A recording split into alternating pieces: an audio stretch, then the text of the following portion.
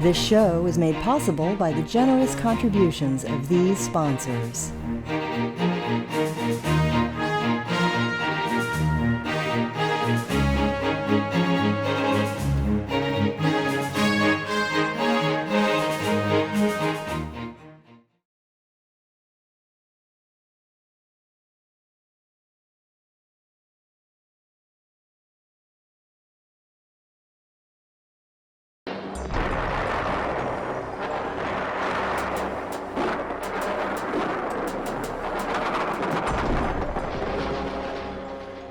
This conflict defined an entire generation of Americans. 2.7 million brave men and women served in uniform during the undeclared war. 58,000 were killed. The Medal of Honor was awarded to 240 soldiers. More than 325,000 Pennsylvanians fought in the war. Stark figures tell the story. 3,147 were killed in action. 90 are still unaccounted for. Usually you put your tour in and hopefully made it out of there. A lot of my friends didn't. And they're, of course, on the wall down in Washington, D.C. And they left families behind. We must never forget the pain and sufferings that linger today for those who fought with honor and distinction, those whose loved ones never really made it home. Respect those who honorably served during more than a decade of fighting in the challenging terrains of Southeast Asia. These soldiers faced extraordinary and unprecedented dangers, hampered by a government back home that was uncertain how it wanted to defeat the enemy. For numerous reasons, returning warriors were scorned, harassed, and spat on when they returned to the States. Vietnam vets seldom experienced open arms, applauding crowds, welcome home parades, and shouted thank yous. And I am still very appalled at the way that we were all treated. When I was at the airport, when I landed on my way back from Vietnam, I took off my boots and I had a trash can in my room, and I dropped my boots in the trash can, and I took off my fatigues and I put it on top of my boots, and I got into my civilian clothing and I left, and I never had that clothing on again. I was so hurt at the way that we were all treated. It was Civil War General William Sherman who coined the phrase, "War is hell." This is Gary Ream. He graduated from Carlisle High School in 1964, enlisted in the Marine Corps. On November 3rd, 1966, assigned as a rifleman, he was killed in action in Quang Nam Province. While acting as a point on patrol, the action of the 20-year-old warrior saved the lives of 10 other men who avoided an ambush because of his sacrifice. I was a senior in high school, so when I got home that evening, the Marine officer and another gentleman was with my mother, and they had already told her and they were there to console her, so. Shock, disbelief. Yeah, well, and it had been over a year since we had seen him, so it's like, it's always in the back of your mind, he may never come home, but when reality hits, and it was hard. And what about Gary himself as a young man, never married? I don't think we ever called him Gary. He was always Peanut. Yeah. He was the smallest of 6 kids, and he just got the name, and he was fun-loving, mischievous at times. Go back a half century before Peanut enlisted. What would he have been up to? Well, we had good times going, like we go to family picnics at Meadowbrook and go swimming, lead towards spring, and he was always fun to hang around with. The boys, the brothers, and neighborhood kids would get together and have football or baseball games back at Leetor Park. He enjoyed going to the YMCA when it was on High Street, and they would go to Camp Thompson up near Laurel Lake in the summertime. Lance Corporal Ream joined the Marines with fellow high school classmate Edward J. Rykowski. Both men never returned alive from Vietnam. A Gold Star family recognition of the 20-year-old Rykowski's death is quite terse. During his service in the Vietnam War, Marine Corps Lance Corporal Rakoski experienced a traumatic event which ultimately resulted in loss of life. Recorded circumstances attributed to died through hostile action, small arms fire, body not recovered. Incident location, South Vietnam, Quang Nam Province. I remember it was August 1866. He went MIA, and I guess it was about 2 weeks later I got a letter from my dad about it. And I remember that day like it was yesterday. Well, it was just years of trying to find his remains. And that's been ongoing. The Marine Corps, after 35 years, they listed him KIA, and then they had it changed back to MIA. So we're still waiting on his remains. Like his comrade in arms, Lance Corporal Ream, Ed Rakoski was a talented athlete. He loved playing sports, specifically one. He didn't play football. He did play some baseball, but his forte was on the mat. And he was a leader. He was like a 2-year wrestler. Had he had a third or fourth year, we knew he was going to be a champion. I mean, he took district champions right to the limit. And he was like a raw rookie. Paul Stahl wonders what it would have been like if his wrestling partner would have returned home. And speaking of coming home, he has one wish. Well, we miss him. I'm only one of probably in this county thousands of people that knew him, and we just hope and pray that we can get his remains back and have final closure for him and his family. The helicopter joined the military in the late 1950s and early 60s. Marine Captain David Bennett piloted them when they were first used in the war. We could, with these very versatile, rapidly moving, small machines, take groups of soldiers into landing zones which were too small for paradrops, too small for airplanes, and bring the fight to the enemy. We could also resupply our troops. We could also bring out the wounded. So the availability of these highly flexible tools, the helicopters of different kinds, was exceptionally useful to reviewing the operation we had. To this day, the captain vividly remembers what his job was as a Marine Corps pilot. In his words, he existed to support the troops on the ground who were physically fighting the war. It was to bring them into assault areas to attack the enemy. It was to resupply them with fuel, water, medical supplies, ammunition, fuel, evacuate them when they were wounded, or in some cases, take them out when the operation was completed. You're no safer whether you're battling the enemy from the ground or the air. In some cases, it was mechanical failure. In some cases, it was because the landing zone was too small and we had to back into it with the crew chief telling us, come back, and avoid chopping trees down with our blades. In some cases, it was on a landing zone shaped like this, not much place to land on.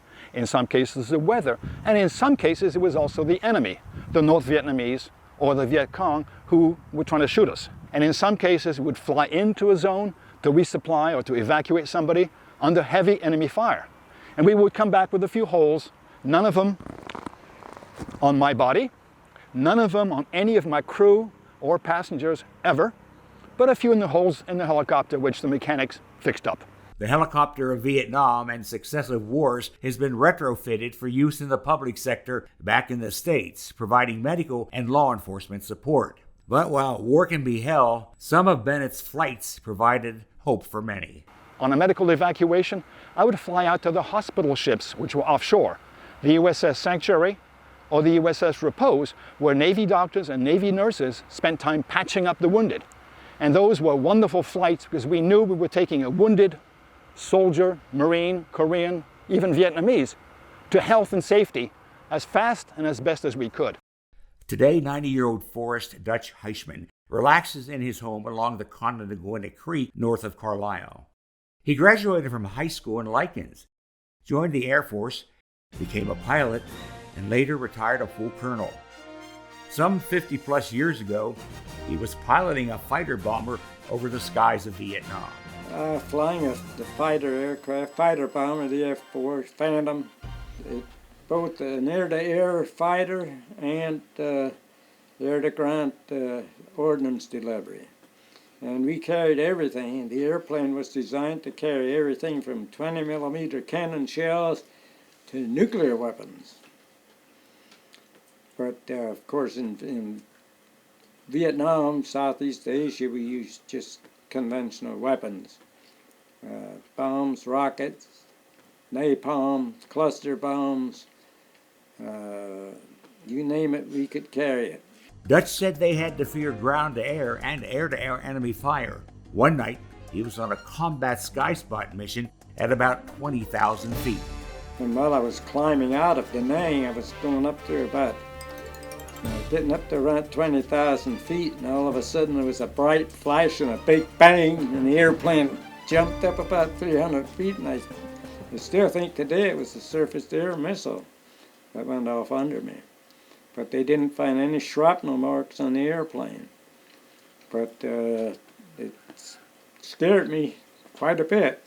I won't use an adjective to describe it, but I checked the engine instruments and everything looked good. And I said to my back seater, I said, "Hey, the airplane's flying fine." I said, "We're going to continue with the mission." But from this pilot's point of view, it was an impersonal war. Everybody thought it was the wrong war, and it was at the time, and felt pretty bad about it because, you know, it's pretty impersonal in the air from an airplane attacking people down on the ground that you can't even see where they are at times. While Dutch was dropping bombs and avoiding incoming missiles in the air, Joe McDermott was fighting a ground war in Vietnam's tough terrain, including the infamous Battle of Hamburger Hill. When we were in the Ashall Valley, and my unit was spearheading the Hamburger Hill operation, they had built a new fire base called Firebase Airborne, which was to provide additional artillery support. Well, that fire base, about middle of the time we were at Hamburger Hill, was overrun by the NVA, and so we lost. Some of our artillery support was disrupted, but more important was the loss of lives. Anytime a fire base is overrun, it's chaotic and tragic at the end. As tough as the fighting was, getting word from home could be just as difficult. And nothing's more important than reading them in the order they were written. How do you do that? My wife, my lovely wife, would write to me every day, 2 letters a day. She'd mail one in the morning and one in the afternoon, and she would number them so that I knew what sequence to read them. Now, we didn't necessarily get 2 letters each day on the other side. They would come in groups of 6 and 8 and 10 at a time, depending where we were in the field. Because if we were in Camp Evans, they pretty much were consistent. But when we were in the field, we'd get bunches of letters, and each one was numbered, so I knew what sequence to read them.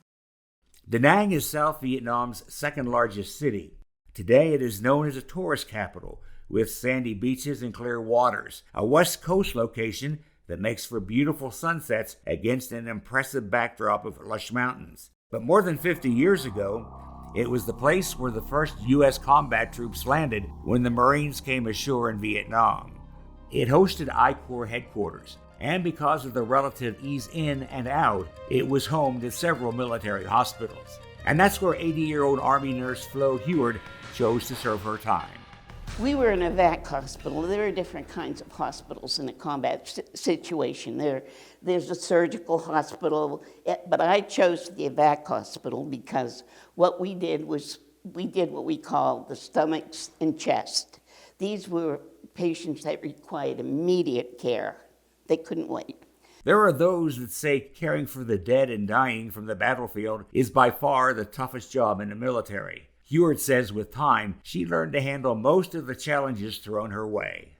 The worst thing to me in Vietnam were the sounds. I could get used to the sight of the gore and the bleeding and all of that. And I could get used to the smells, but the sounds of the screaming and the crying of kids as they came in scared and wounded, that's a sound I'll never forget. And the sound of helicopters, still to this day, gives me an adrenaline rush. I'll never get over that either, because when you heard helicopters coming in, you knew that you were going to have a lot of casualties. Some 11,000 American women participated in the war as support staff and medical personnel. 8 women's names are inscribed on the Vietnam Veterans Memorial Wall in Washington, D.C. All military nurses, the women died of shrapnel wounds in helicopter crashes or of illnesses while ministering to the wounded. David Calhoun was the Army military advisor to a South Vietnam artillery group. The soldiers spoke either Vietnamese or French. Their living conditions were worse than the regular Army. I lived, ate, and slept with the Vietnamese that I was advising. We didn't have any American, we had American support, but we didn't have the things that the American units had, where they had a regular mess hall, and some of them on the bigger bases rode a bus to work. I got a live duck and a live chicken and a bandolier of rice once a month. So, tonight, between 6 of us, we ate your chicken. And tomorrow we would eat my duck. And then, when the ones that were left over, we used to pen up on the perimeter, because if they started squawking, we knew something was out there. Calhoun said he would sleep 2 hours, wake up and move, find another place to sleep, and repeat. But what happened early this morning happened so quickly, he was caught by surprise.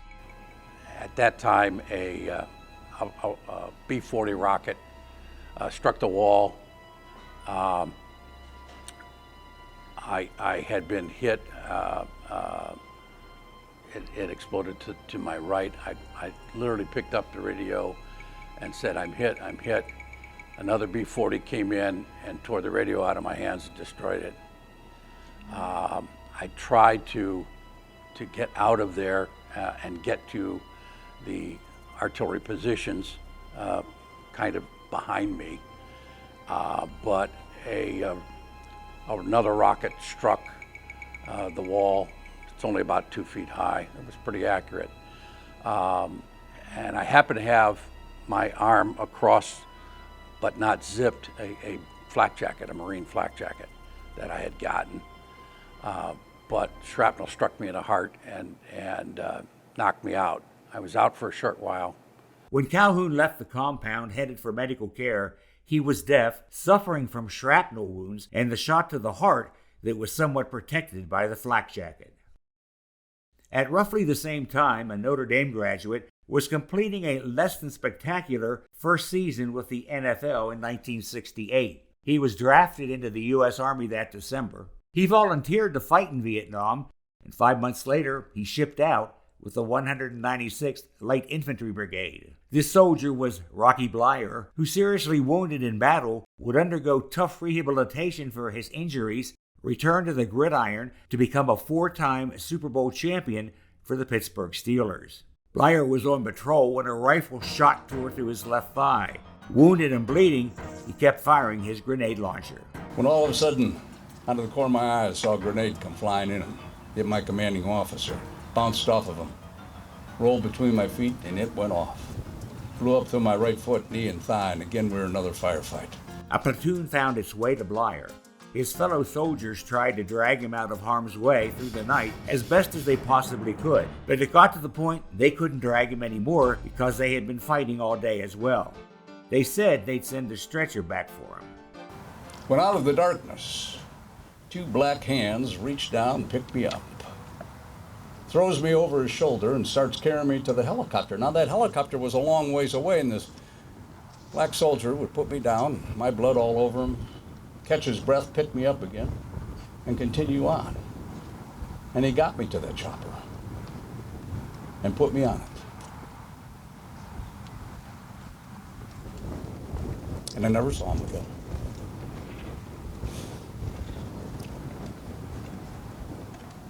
Didn't know his name, where he came from. But I'm here today because of a colorblind soldier. back in 1969 who knew the difference between he being black or I being white. But we were brothers in war. But that was more than 50 years ago. It's remembered mostly by those who fought in it and those who lost loved ones in the rice paddies and jungle-like mountains of that country. A nationally honored history teacher and his students at Carlisle High School don't want these vets to be forgotten. They began the arduous task of identifying every student who attended or graduated from the Pennsylvania School District. It will have their name, the year that they graduated or attended, and then what branch of service that they served in.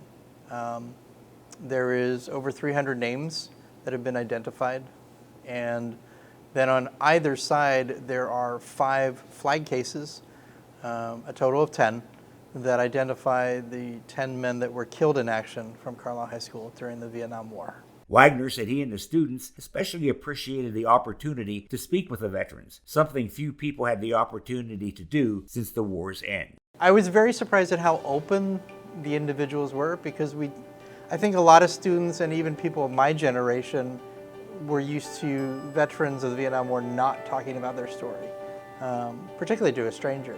So I think the fact that we were interested in at least recognizing them helped them to maybe open up to a stranger who didn't know the story.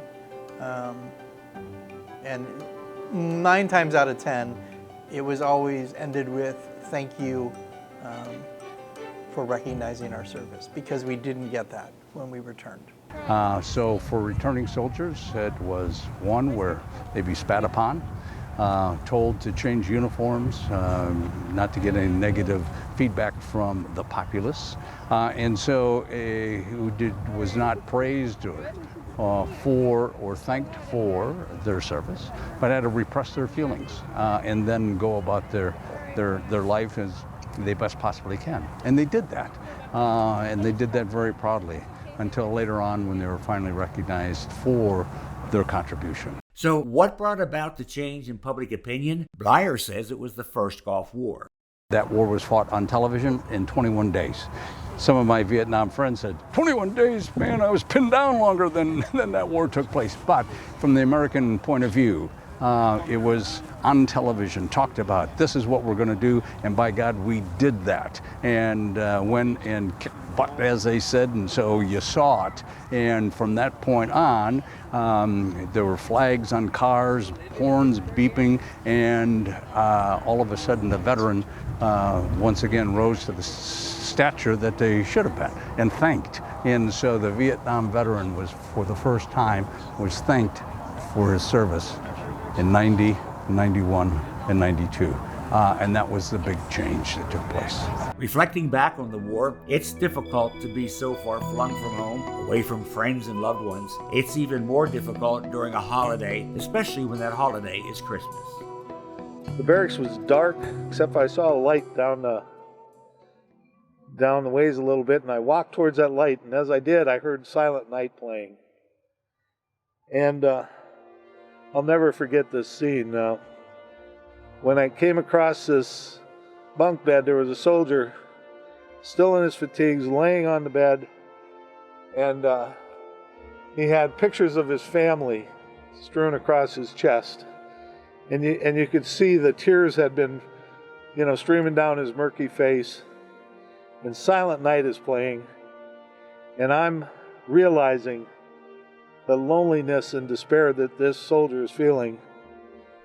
And as I contemplate that, there's thousands of soldiers that went through that night, and every night, and especially at Christmas time. And to this day, if I'm sitting in the church holding my grandson,